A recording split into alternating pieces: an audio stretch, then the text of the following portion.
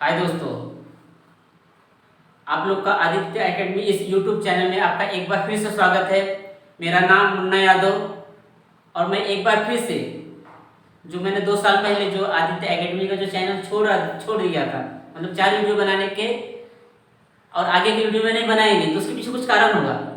Actually जब मैं बनाना चालू किया तो लेकिन मुझे वो बनाने में इंटरेस्ट ही नहीं लग रहा था, क्योंकि पिछले 12 सालों से मैं स्कूल में ऑफलाइन ही पढ़ा रहा था। जब ऑनलाइन में 4 वीडियो पढ़ाया तो इंटरेक्शन ये सब नहीं हुआ, इसलिए मैंने उसको कंटिन्यू नहीं किया। लेकिन जब लॉकडाउन लगा तो स्कूल में मुझे ऑनलाइन ही पढ़ाना पड़ा। स्टार्टिंग में तो मुझे बोरिंग लग रहा था, लेकिन धीरे धीरे धीरे बच्चों के साथ इंटरेक्शन होने लगा और मुझे लगा कि नहीं, मैं बच्चों के साथ और अच्छे इंटरेक्शन के साथ उनको पढ़ा सकता हूँ, उनको और अलग अलग प्रकार की चीज़ों में गाइड कर सकता हूँ। ये चीज़ मुझे पता चली, तो मैं इसलिए अपना यूट्यूब चैनल जो मैंने 4 वीडियो बना के छोड़ दिया था उसको मैं फिर से कंटिन्यू करने वाला हूँ। और मैं ये चाहता हूँ कि जो महाराष्ट्र बोर्ड का जो साइंस का है और भी जो अलग सब्जेक्ट है मैं उसको कंटिन्यू करूँ। तो अगर आपको मेरे पूरे यूट्यूब के जो मैं वीडियो बनाऊंगा अगर आपको चाहिए रहेंगे तो इसलिए आप लोग क्या करो, मेरा चैनल सब्सक्राइब कर लो और बेल आइकन को भी दबा लो, क्योंकि मैं इसके बाद जो भी मैं कंटिन्यूअस अभी मैं रुकने वाला नहीं हूँ और मैं कंटिन्यू वीडियो बनाने वाला हूँ। तो अगर आपको कंटिन्यू वीडियो चाहिए तो अभी आप इसको सब्सक्राइब करो, और मैं इतना गारंटी देता हूँ कि अगर आप मेरे चैनल देखोगे तो आपको कुछ अलग ही यहाँ पे मिलेगा और इसका बेनिफिट आपको बहुत ज़्यादा मिलेगा। इसके साथ साथ आपको पेपर में कैसे लिखना है, क्या लिखना है, पढ़ने का कैसे है, ये सारी चीज़ों को मैं बीच बीच में आपको गाइडेंस करते जाऊँगा। तो आज मैं आपको न्यूमेरिकल और कुछ फॉर्मूले है उसके बारे में बताने वाला हूँ। तो इसके पहले मैंने जो ग्रेविटेशन जो लेसन था साइंस पार्ट 1 का, उसमें मैंने आपको उसके इम्पोर्टेंट पॉइंट और उसका एक्सप्लेनेशन दिया था। तो आज मैं आपको क्या बताने वाला हूँ, तो आज मैं आपको आपके टेक्स्ट बुक में का जो फार्मूला है और एक सॉल्व एग्जाम्पल मैं आपको करके बताऊंगा। उसके बाद दूसरे वीडियो में मैं क्या करूंगा, उसके आगे की चीज कंटिन्यू करूंगा। तो चलो सबसे पहले देखो कि अभी देखो ये जो हमारा जो पहला लेसन है फिजिक्स का जो लेसन है, इसमें सबसे बड़ा प्रॉब्लम ये है कि बच्चों लोग को सबसे बड़ी तकलीफ न्यूमेरिकल में, अभी बाकी का जो आपने जो पढ़ा था Newton's law, universal law of gravitation, Kepler law, free fall, ये सारे जो कंसेप्ट है लर्न करने वाले थे, आप लर्न कर लोगे, फार्मूला भी याद कर लोगे, हो जाएगा। लेकिन सर बच्चों का सबसे बड़ा प्रॉब्लम है न्यूमेरिकल सॉल्व करना, तो मैं आप न्यूमेरिकल से स्टार्ट कर रहा हूँ। तो सबसे पहले हम लोग क्या करेंगे, पहले सॉल्व एग्जाम्पल देखेंगे, क्योंकि हो सकता है पेपर में सॉल्व एग्जाम्पल भी पूछ ले। बुक का भी तो हम लोग न्यूमेरिकल सॉल्व करेंगे, लेकिन उसके साथ साथ ये भी मैं आपको बताने वाला हूँ और पूरा एक एक स्टेप बता के बताऊंगा। तो चलो हम लोग देखते हैं, लेकिन न्यूमेरिकल सॉल्व करने से पहले हमको फार्मूला याद रहना जरूरी है और थोड़ा बहुत उसके बारे में जानकारी रहना जरूरी है। तो सबसे पहले हम लोग देखते हैं कि ये ग्रेविटेशन में कौन कौन सा फार्मूला है। तो सबसे पहला जो है यूनिवर्सल लॉ ऑफ ग्रेविटेशन। तो क्या है universal law of gravitation, F equal to G m1 m2 upon D square. तो ये जो दिया गया है ये क्या है, ग्रेविटेशनल फोर्स, और यहाँ पे जो कैपिटल जी जो दिया है ये क्या है, हमारा ग्रेविटेशन कांस्टेंट m1 और m2। अगर दो ऑब्जेक्ट है, अगर ये हमारा दो ऑब्जेक्ट है तो ये m1 है और ये m2 है, और ये दोनों के बीच में क्या है, डिस्टेंस है। तो ये g क्या है, तो g क्या है, यूनिवर्सल ग्रेविटेशन कांस्टेंट। बहुत इंपॉर्टेंट है, ध्यान में रखना, बच्चे इसी में कंफ्यूज ज्यादा होते हैं।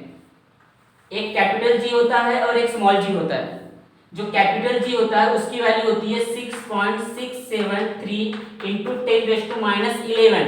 बस इतना ही नहीं, इसके आगे भी ध्यान में रखो, इसका यूनिट बहुत इंपॉर्टेंट है, क्योंकि 1 मार्क्स के लिए पूछ ले, यही बच्चे पूरा पढ़ते हैं लेकिन यूनिट में भूल जाते हैं, वहां पे 1 मार्क्स कटने के चांसेस होते हैं। तो यहाँ पे क्या है, कैपिटल जी मतलब यूनिवर्सल ग्रेविटेशन कांस्टेंट, उसकी जो वैल्यू है 6.673 इंटू 10⁻11 न्यूटन मीटर स्क्वायर पर केजी स्क्वायर। ध्यान में रखना, ये इंपॉर्टेंट है। तो ध्यान में रखो, ये जो कैपिटल जी है यूनिवर्सल ग्रेविटेशन जो कांस्टेंट है उसका जो यूनिट है न्यूटन मीटर स्क्वायर पर केजी स्क्वायर। और यहाँ पे जो दूसरा जो दिया है, ध्यान में रखना, ये बहुत इंपॉर्टेंट है, एक कैपिटल जी और स्मॉल जी। ये जो स्मॉल जी जो है ये क्या है, acceleration due to gravity. Small g क्या है, एक्सेलरेशन ड्यू टू ग्रेविटी, और इसकी वैल्यू क्या है 9.8 मीटर पर सेकेंड स्क्वायर। ये एक्सेलरेशन की जगह पे हम लोग क्या करते हैं, यूज करते हैं। इसमें भी हमको एक चीज ध्यान में देना जरूरी है कि अगर हम लोग किसी ऑब्जेक्ट को अगर ऊपर की तरफ फेंकते हैं तो जो जी की वैल्यू है हमको क्या करना है, माइनस लेना है, क्योंकि वो ग्रेविटेशनल फोर्स के अगेंस्ट वर्क कर रहा है। अगर कोई ऑब्जेक्ट अगर ऊपर से नीचे अगर गिरेगा, हमको जी की वैल्यू क्या लेना है, पॉजिटिव लेना है। ये भी पॉइंट हमको याद करना, ध्यान में रखना जरूरी है। तो ध्यान में रखना एक कैपिटल जी, स्मॉल जी। कैपिटल जी मतलब यूनिवर्सल ग्रेविटेशन कांस्टेंट और स्मॉल जी मतलब एक्सेलरेशन ड्यू टू ग्रेविटी, और दोनों की वैल्यू ध्यान में रखना हमको बहुत जरूरी है। ये हो गया हमारा पहला फॉर्मूला। उसके बाद हमारा दूसरा फॉर्मूला क्या है, तो हमारा दूसरा फॉर्मूला है सेंट्रीपिटल फोर्स। तो व्हाट इज द सेंट्रीपिटल, हमको पता है सेंट्रीपिटल फोर्स। अगर हमको कोई भी ऑब्जेक्ट को सर्कुलर मोशन करना है, तो सर्कुलर मोशन करने के लिए हमको क्या जरूरी है, तो सर्कुलर मोशन करने के लिए सेंट्रीपिटल फोर्स की हमको जरूरत पड़ती है, आवश्यकता पड़ती है। तो उसका फॉर्मूला क्या है, ये भी फोर्स है, तो F equal to M V square upon R. क्या है, सेंट्रीपिटल फोर्स का formula F equal to M V square upon R. तो यहाँ पे जैसे कि अगर हमारा कोई ऑब्जेक्ट है, ये समझो सेंटर लेते हैं और वो क्या कर रहा है, सर्कल में मोशन कर रहा है। समझो ये हमारा सन है और ये हमारा क्या है, अर्थ है, ठीक है। तो ये अगर ये सर्कल में अगर मोशन कर रहा है, तो सर्कल में मोशन करने के लिए क्या चाहिए, सेंट्रीपिटल फोर्स चाहिए। तो ये दोनों के बीच में जो डिस्टेंस रहेगा उसको r ले लेंगे, और अर्थ का जो रिवोल्यूशन जो पीरियड रहेगा उसकी वेलोसिटी को हम लोग क्या लेंगे, v ले लेंगे। और इसमें जो रहेगा, ये जो हमारा अर्थ का जो मास रहेगा हम m ले लेंगे। तो इस अगर हमको इसका सेंट्रीपिटल फोर्स निकालना रहेगा तो हम लोग क्या करेंगे, ये फॉर्मूला यूज करेंगे, ठीक है। उसके बाद हमारा जो अगला जो दिया गया है कि ये हमने पहले 9th स्टैंडर्ड में भी है या उसके पहले भी स्टैंडर्ड में पढ़ा है। फोर्स का दूसरा एक फॉर्मूला हमने 9th स्टैंडर्ड में क्या देखा था, force equal to mass into acceleration भी लिख सकते हैं, m इनटू जी भी लिख सकते हैं। लेकिन mg इसको हम लोग ने पढ़ा है, मास और वेट में हमने लोग डिफरेंशिएट देखा था पिछले लेक्चर में।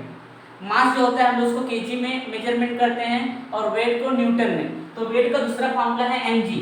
अभी देखो मैंने यहाँ पे g के बारे में बताया और a के बारे में बताया। फोर्स इक्वल टू क्या था, मास इनटू एक्सेलरेशन। यह मतलब कोई भी ऑब्जेक्ट मास है और a क्या है, एक्सेलरेशन। लेकिन a यूज कब करेंगे, अगर हमारे पास अगर कोई गाड़ी है, अगर हम उसको हॉरिजॉन्टल में मूवमेंट करते हैं तो उसके अंदर चेंज द वेलोसिटी, उसके अंदर वेलोसिटी में जो चेंजेस आता है उसको हम लोग a लिखेंगे। लेकिन अगर कोई ऑब्जेक्ट को हम लोग ऊपर या नीचे अगर थ्रो करेंगे तो उसके अंदर जो एक्सेलरेशन होगा उसको हम लोग क्या लेंगे, स्मॉल g लेंगे। और यहाँ पे वेट का फॉर्मूला क्या है, mg। अंडरस्टैंड। उसके बाद हमको अगला जो इसमें जो फॉर्मूला जो दिया गया है, इसके अंदर क्या दिया गया है, इसको क्या किया गया, डिराइव किया गया। तो कैसे डिराइव किया गया है कि जैसे कि हमको पता है फोर्स इक्वल टू क्या है, mg। हम लोग फोर्स की जगह पे क्या लिख सकते हैं, हम लोग फोर्स की जगह पे ये जो फॉर्मूला पुट कर देंगे, क्या है सेंट्रीपिटल फोर्स, तो क्या लिखेंगे m v square upon r, और यहाँ पे क्या लिखेंगे g। तो ये m और m क्या हो जाएगा, कैंसिल हो जाएगा। तो g इक्वल टू क्या होगा, हम लोग क्या लिख सकते हैं, g equal to v square upon r। तो हमारा क्या कर सकते हैं, देखो साइंस में कैसा है कि हम लोग अलग अलग प्रकार के जो होते हैं फॉर्मूले को डिराइव कर सकते हैं। फॉर्मूला तो नॉर्मली वही होता है, बस यही इसकी सबसे मेन कला है कि अगर हमको कोई भी फॉर्मूला है तो फॉर्मूले में हम लोग कैसे चेंज कर सकते हैं। तो अगर ये समझेगा तो आपको न्यूमेरिकल सॉल्व करने में भी बहुत हमको इसके लिए क्या होगा, आसानी पड़ेगा। उसके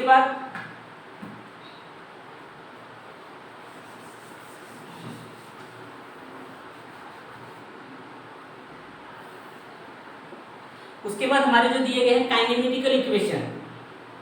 तो हमने काइनेमेटिकल इक्वेशन कब पढ़ा है, तो काइनेमेटिकल इक्वेशन हमने 9th स्टैंडर्ड में स्टडी किया है। तो काइनेमेटिकल इक्वेशन मतलब क्या, अगर कोई ऑब्जेक्ट या कोई बॉडी अगर मोशन में है, तो मोशन में जब होता है तो उसके लिए हम लोग 3 काइनेमेटिकल इक्वेशन हमने देखा है। उसमें कौन कौन से काइनेमेटिकल इक्वेशंस है, तो हमारे जो काइनेमेटिकल इक्वेशन जो पहला है v equal to u plus at, second क्या है s equal to ut plus half at square, और थर्ड क्या है v square equal to u square plus 2as। तो सबसे पहले हम लोग समझ लेते हैं कि इसमें कौन कौन से टर्म का मतलब क्या क्या होता है। तो यहाँ पे देखो जो v लिखा है, आपको पता है अगर मेरी ये कोई गाड़ी है, अगर स्टार्टिंग में इसका जो अगर स्टार्टिंग में समझो क्या है, गाड़ी रुकी हुई है, तो समझो उसका इनिशियल वेलोसिटी मतलब स्टार्टिंग में जो है उसको हम लोग क्या लेंगे, 0 लेंगे, उसको हम लोग कहेंगे इनिशियल वेलोसिटी। उसके बाद कुछ टाइम के बाद मेरी गाड़ी क्या होगी, कोई स्पीड में कोई जाएगी तो उसका जो वेलोसिटी रहेगा हम लोग उसको फाइनल वेलोसिटी को क्या लेंगे,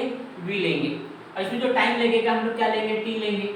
इसमें जो वेलोसिटी जो चेंज होगा उसको एक्सेलरेशन कहेंगे। इसके अंदर जो डिस्प्लेसमेंट होगा उसको हम लोग क्या करेंगे, s लेटर से डिनोट करेंगे। ऐसे ये सारी चीजें हमने 9th स्टैंडर्ड में आप लोग के टेक्स्ट बुक में था। तो अगर आपको नहीं होगा तो आप उसको क्या कर सकते हो, थोड़ा रिवाइज कर सकते हो। या मैं हो सके 9th स्टैंडर्ड का जब मैं लेक्चर बनाऊं तो आप उस टाइम में जाके क्या कर सकते हो, उसमें भी जाके आप देख सकते हो। तो ध्यान में रखना ये बहुत इंपॉर्टेंट है, क्योंकि आगे की क्लास में अगर आप साइंस लोगे तो ये आपको बहुत काम आने वाला है। तो अभी याद कर लो, ऐसा मत सोचो कि नहीं है दिया है तो इसको छोड़ देते, नहीं, इसको अभी याद करो, जो आने वाले टाइम में आपको इसका क्या हो, इसका बेनिफिट मिले। तो अभी देखो, अभी हम लोग का ये जो दिया है 3 फॉर्मूले तो 9th स्टैंडर्ड का, तो हम 10th स्टैंडर्ड में क्या है, तो 10th स्टैंडर्ड में हमारा जो कंसेप्ट है फ्री फॉल। तो फ्री फॉल में क्या दिया गया है, फ्री फॉल मतलब कोई ऑब्जेक्ट को हम लोग क्या करते हैं, अगर हम लोग ऊपर जाकर अगर हम लोग रिलीज कर देते हैं तो क्या होता है, क्यों नीचे गिरता है। तो नीचे क्यों गिरता है, क्योंकि सिर्फ उसमें एक ही फोर्स लगता है, कौन सा फोर्स, ग्रेविटेशनल फोर्स, बाकी दूसरा कोई फोर्स नहीं लगता है। तो कोई भी ऑब्जेक्ट को अगर हम लोग गिरा दें उसमें सिर्फ ओनली वन कंडीशन, सिर्फ उसमें कौन सा फोर्स एक्ट हो, ग्रेविटेशनल फोर्स एक्ट हो, तो उस कंडीशन को फ्री फॉल कहा जाता है। तो फ्री फॉल में समझो अगर मेरा ऑब्जेक्ट है स्टार्टिंग में ऊपर है, तो ऊपर है तो देखो स्टार्टिंग में इसका जो वेलोसिटी है, इनिशियल वेलोसिटी वो क्या है, 0 रहेगी।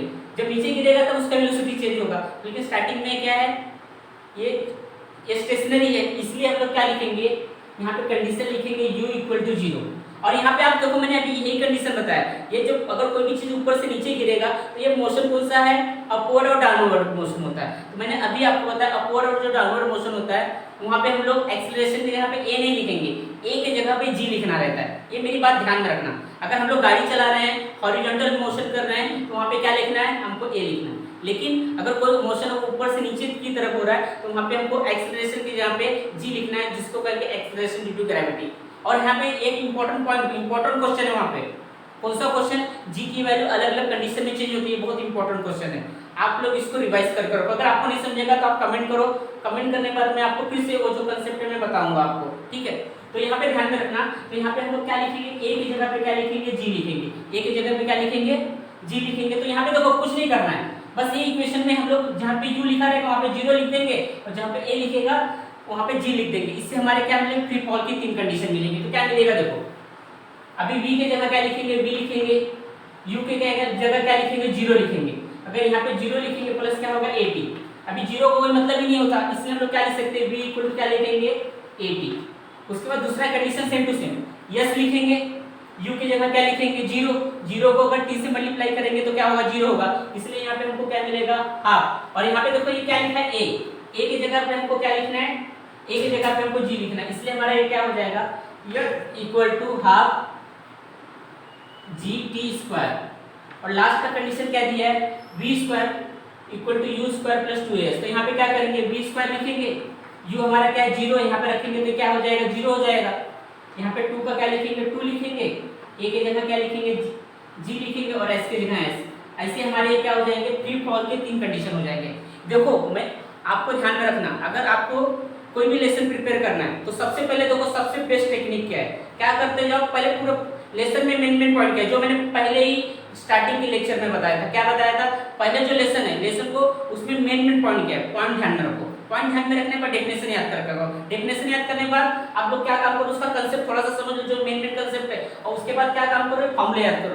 उसके बाद क्वेश्चन कौन से अलग अलग टाइप से आपको पूछा जाता है, उसको हमको कैसा लिखना है वो हमको सोचने का आना चाहिए। हमारा एनालिटिकल जो थिंकिंग है वो हमारा एनालिटिकल थिंकिंग अगर बढ़ेगा तो उससे हम लोग क्या करते हैं, कोई भी टाइप का क्वेश्चन का आंसर दे सकते हैं। तो यहाँ पे देखो, तो यहाँ पे मैंने क्या किया, मैंने आपको बता दिया फार्मूला, और उसके लास्ट में हमारा एक ही फार्मूला जो बचता है वो है ग्रेविटेशनल पोटेंशियल एनर्जी। लास्ट का फार्मूला हमारा कौन सा है, ग्रेविटेशनल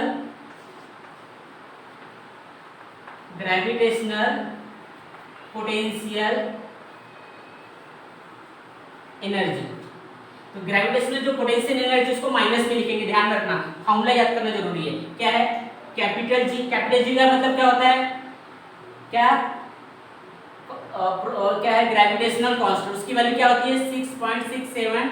देखो उसमें आपको दिया है 6.673 × 10⁻⁻11, लेकिन ज्यादातर हम लोग क्या करते हैं 6.67 लिखते हैं, वो 3 नहीं लेते हैं, पॉइंट के बाद 2 डिजिट ज्यादातर लिया जाता है, ठीक है। इसलिए ये क्या रहेगा यहाँ पे इसका -gm/r। तो यहाँ पे और हम लोग क्या लिख सकते हैं, ये जो कैपिटल एम रहेगा एक ऑब्जेक्ट का, और एक क्या रहेगा स्मॉल एम रहेगा। तो हमारा क्या होगा, ग्रेविटेशनल पोटेंशियल एनर्जी का जो फॉर्मूला रहेगा क्या रहेगा, minus capital G capital M small M upon R. ये क्या रहेगा, ये तो हो गया हमारे फार्मूले। तो एक बार आप क्या करो, फार्मूला याद करके रखो भाई, ये बहुत काम देता है। अगर आपको आगे से करना है तो फॉर्मूला याद रहेगा, न्यूमेरिकल सॉल्व करते समय मैं आपको जो बताऊंगा तो आपको कोई टेंशन नहीं रहेगा। अभी मैं आपको एक ही न्यूमेरिकल इसमें बताऊंगा, बाकी का न्यूमेरिकल जो रहेगा मैं अपने अगले वीडियो में क्या करूंगा, कंटिन्यू करूंगा, ठीक है। तो अभी हमारा जो पहला, तो हमारा पेज नंबर 6 में जो सॉल्व एग्जांपल जो दिया गया है उसमें जो दिया गया है यहाँ पे महेंद्र और विराट है। तो दोनों महेंद्र और विराट दोनों जो महेंद्र असल मानते हैं और ये विराट है। ये जो महेंद्र है और विराट है, महेंद्र का मास कितना दिया है, तो महेंद्र का मास हमको यहाँ पे दिया है 75 kg और विराट का मास कितना दिया है 80 kg। और दोनों जो है वो एक दूसरे से 1 मीटर डिस्टेंस में क्या है अपार्ट है। तो ध्यान रखना, अगर हम सॉल्व एग्जांपल, अगर हम लोग कोई भी प्रॉब्लम सॉल्व कर रहे हैं, न्यूमेरिकल सॉल्व कर रहे हैं, तो हमको उसमें गिवन क्या दिया गया है, फाइंड आउट क्या करना है, कौन सा फॉर्मूला लगेगा और कैलकुलेशन करना है। अभी देखो यहाँ पे सबसे बड़ा प्रॉब्लम क्या है कि ये वाले में क्या कैलकुलेशंस का थोड़ा सा प्रॉब्लम आता है बच्चे लोग को, आपको कैलकुलेशन के लिए थोड़ा सा ध्यान देना पड़ेगा, ठीक है। तो मैं कैसे करूँ आप लोग ध्यान से देखो। तो सबसे पहले हम लोग जिसको सॉल्व करेंगे तो यहाँ पे सबसे पहले लिखेंगे गिवन। ध्यान रखना यही स्टेप है लिखने का, आगे जाके अगर आपको अगर लिखना रहेगा तो ये स्टेप से आपको क्या करना है, लिखना रहेगा। तो गिवन में क्या दिया गया है, यहाँ पे जो दिया गया है डिस्टेंस बिटवीन, तो दोनों के बीच में डिस्टेंस कितना है 1 मीटर। मतलब क्या है ये डिस्टेंस, मतलब क्या है हमारा r दिया गया, ठीक है। तो दोनों के बीच में डिस्टेंस 1 मीटर है। उसके बाद क्या दिया है, मास ऑफ महेंद्रा का मास हम लोग क्या लेते हैं m1 लेते हैं और कितना दिया है 75 kg। उसके बाद क्या दिया है, मास ऑफ विराट, उसका कितना दिया है 80 kg दिया है, ठीक है। उसके बाद हमको जो g होता है, g की वैल्यू आपको पता है, मैंने आपको अभी बताया था, क्या है g की वैल्यू 6.67 इंटू 3 नहीं लेंगे, 6.67 इंटू 10⁻11 न्यूटन मीटर स्क्वायर पर केजी स्क्वायर। ये क्या है, ये g की वैल्यू है, ठीक है। यहाँ पे हमको फाइंड आउट क्या करने के लिए बोला है, यहाँ पे बोला है कि उन दोनों के बीच में ग्रेविटेशन फोर्स कितना वो पता करना है। क्या पता करना है, ग्रेविटेशन फोर्स। तो ग्रेविटेशन फोर्स पता करना है, तो ग्रेविटेशन फोर्स उसका फार्मूला क्या है, F equal to capital G m1 m2 अपॉन r स्क्वायर, ठीक है। तो ये हमारा क्या है, ये हमारा फार्मूला है और हमको यहाँ पे क्या करना है, ये हमको फाइंड आउट करना है, ठीक है। तो यहाँ पे हम लोग क्या लिखेंगे, यहाँ पे हम लोग लिखेंगे सॉल्यूशन। हमको यहाँ पे क्या करना है, ग्रेविटेशन फोर्स पता करना है, तो F लिखेंगे। यहाँ पे g की वैल्यू क्या है 6.67 इंटू 10⁻11 और m1 कितना दिया है, मास ऑफ महेंद्रा का मास कितना दिया है 75 kg। और उसके बाद विराट का मास कितना दिया है 80 kg। उसके बाद क्या दिया है, डिस्टेंस क्या है 1 मीटर स्क्वायर। एक चीज ध्यान में रखो, इसमें एक चीज और ध्यान दीजिए, जब हम लोग प्रॉब्लम सॉल्व करते हैं तो अभी आने वाले टाइम में तो आपको और भी इसके बारे में बताऊंगा और क्या करना रहता है। हमको यूनिट को सही करना पड़ता है, कैलकुलेशन सही करना पड़ता है। उसके बाद यहाँ पे क्या काम करेंगे, देखो यहाँ पे हम लोग क्या करेंगे 6.67 इंटू 10⁻11। अभी देखो ये जो 1 स्क्वायर है, 1 स्क्वायर करेंगे तो 1 ही आने वाला है।